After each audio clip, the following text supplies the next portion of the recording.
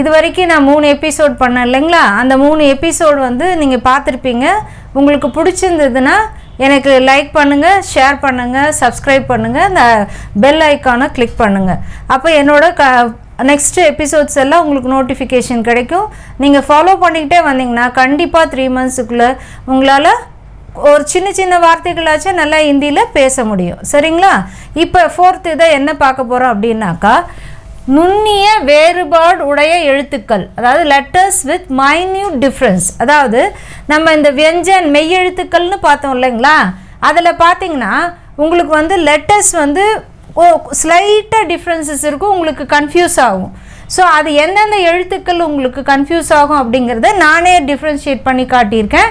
அதனால் இப்போ நான் ஒவ்வொரு எழுத்துக்களாக காட்டி சொல்கிறேங்க, ஒவ்வொரு லைனில் எது இருக்குன்ட்டு. அதை நீங்கள் பார்த்துக்கிட்டு அந்த வேறுபாடை வந்து நல்லா புரிஞ்சுக்கிட்டு படிச்சிங்கன்னா ஈஸியாக லெட்டர்ஸ் எல்லாம் ஞாபகம் வச்சுக்கலாம். சரிங்களா? இப்போ நம்ம ஸ்டார்ட் பண்ணலாம், பார்த்துக்கோங்க. ஃபர்ஸ்ட் லைனில் பாருங்கள், கா. இந்த கா எடுத்துக்கிட்டிங்கன்னா இந்த காவும் இங்கே பாருங்கள் எஃப் லைனில் வரக்கூடிய பா லைனில் வரக்கூடிய இந்த பா, தட் மீன்ஸ் எஃப்ஏ ஃபான்னு படிக்க சொல்லியிருக்கோம் இல்லைங்களா இதை? ஸோ அப்போ பாருங்கள், ஃபஸ்ட்டு காவும் இந்த எஃப்ஏ ஃபாங்கிறது ஸ்லைட்டான டிஃப்ரென்ஸ் தான். இது வந்து சென்டர்லேருந்து லைன் போடுறோம், இது மேலேருந்து லைன் போடுறோம். ஸோ உங்களுக்கு சில டைமில் கன்ஃபியூஸ் ஆகலாம். ஓகேங்களா? ஸோ ஃபஸ்ட்டு காவும் இந்த பா லைனில் வரக்கூடிய இந்த எஃப்ஏ ஃபாவும் கொஞ்சம் லைட்டாக லிங்க் ஆகுங்க, அதை புரிஞ்சுக்கோங்க. அடுத்தது பார்த்திங்கன்னா இந்த கா லைனில் வருது பாருங்கள், 4th கா, ஜிஹெச்ஏ கான்னு படிப்போம் நம்ம. இந்த கா வந்து மேலே கோடு வருங்க. அடுத்தது சா பார்த்திங்கன்னா எல்லாம் 3 அப்படியே ரிவேர்ஸ் போட்ட மாதிரி தான் இருக்கும், பட் சா பாருங்கள் கீழே சுழிச்சிருப்போம். அடுத்தது தால பாருங்கள் மேலே சுழிச்சிருக்கும்.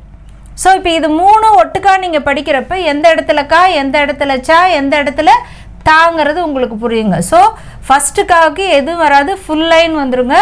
செகண்டுக்கு கீழே மட்டும் ஒரு 0 மாதிரி போட்டு வருங்க சுழி. இப்போ அடுத்த தேர்டுக்கு பார்த்தீங்கன்னா மேலே சுழிச்சிருப்போம், கோடு வந்து அந்த சுழியில் டச் ஆகாதுங்க உங்களுக்கு. இதான் இந்த 3 டிஃப்ரென்ஸுங்க உங்களுக்கு. அடுத்தது பார்த்தீங்கன்னா ஞா பாருங்கள் எஸ் போட்டு ஒரு புள்ளி வைப்போங்க, ஆனால் அதே டாவில் பாருங்கள் வெறும் எஸ் மட்டும்தான் வரும். ஸோ ஆனால் ரெண்டும் பாருங்கள் இந்த ஒரு புள்ளி மட்டும்தான் டிஃப்ரென்ஸ் உங்களுக்கு. ஸோ அதை நல்லா பார்த்துக்கிட்டிங்கன்னா உங்களுக்கு ஈஸியாக கிளியர் ஆகுங்க.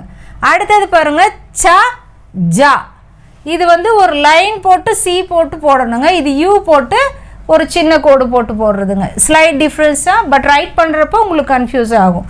அடுத்தது பாருங்கள் ஞா, இந்த ஞாவும் இந்த இக்னியே வருது பாருங்கள், இது ரெண்டும் கொஞ்சம் ரிலேட்டடாக வருங்க. இது பாருங்கள் சி மட்டும் போட்டு போடுறோம், இதில் ஒரு கோடு போட்டு சி போட்டு கீழே அப்படியே வளைச்சி விட்றோங்க, அவ்வளோதாங்க ஸ்லைட் டிஃப்ரென்ஸ். அடுத்தது டா, இந்த டாவும் இந்த தாவும் பாருங்கள், அது எழுதுகிறப்பவே சொன்னேன் இது கோட்டுக்கு கீழே வரக்கூடாதுன்னு. ஏன்னு கேட்டிங்கன்னா கீழே வந்ததுன்னா அது தாவாயிடும், கீழே வரலன்னா அது டா இருக்கும். அதனால் ரொம்ப கேர்ஃபுல்லாக நீங்கள் ரைட் பண்ணணுங்க. அடுத்தது பாருங்கள் தா, தா அண்டு நா, ஏரோ மாதிரி போட்டால் கோடு மட்டும் போட்டால் தா, அதுலேயே சுழிச்சு போட்டால் நா. ஓகேங்களா? அடுத்தது பாருங்கள் தா, தா. அடுத்தது இந்த பக்கம் பாருங்கள் யா, இங்கே வரும் பாருங்கள் தா, இங்கே வரக்கூடிய யா. தானா சுழிச்சிடுறோங்க, மேலே சுழிச்சிட்டு போட்டோம்னா தா, அதே சுழிக்காமல் அப்படி வளைச்சி இதே மாதிரி போட்டோம்னா யா. ஓகேங்களா? அடுத்தது பாருங்கள் ஃபஸ்ட்டு வரக்கூடிய பாவும் இந்த கிருஷ்ணனுக்கு வரக்கூடிய இந்த ஷாவும் பாருங்கள் வெறும் இதாக யூ போட்டு ஒரு கோடு போட்டால் பா, அதுலேயே அதே மாதிரி போட்டு நடுவில் ஒரு கோடு போட்டுட்டோம்னா அது என்னவாயிடும், ஷா ஆகிடும் உங்களுக்கு. சரிங்களா? அடுத்தது பாருங்கள் பாவ்லே, பா, பிஏ பா சொல்கிறது. அதுக்கப்புறம் வா, பான்னா என்னது, ரவுண்டு போட்டு கோடு நடுவில் போட்டோம்னா பாவாயிடும், கோடு போடாமல் போட்டால் அது என்னது வா. அடுத்தது பா மா பாருங்கள், பான்னா மேலேயும் சுழிக்கணும் கீழேயும் சுழிக்கணுங்க. இதில் பாருங்கள் கீழே மட்டும்தான் சுழிச்சிருப்போம், ஸ்லைட் டிஃப்ரென்ஸ் தான். ஸோ எழுதுகிறப்போ ரொம்ப கேர்ஃபுல்லாக எழுதி பழகுங்க. அடுத்தது பாருங்கள் ரா, அடுத்தது ஷா. ரானா ஜஸ்ட் ஒரு கோடு மட்டும்தான் போடுறோம், இதில் அதே மாதிரியே போட்டு எக்ஸ்ட்ரா ஒரு லைன் போட்டு ஜாயின் பண்ணுறோம். ஸோ ரா, இது சா. ஓகேங்களா? அடுத்தது பாருங்கள் இத்ர இஸ்ர.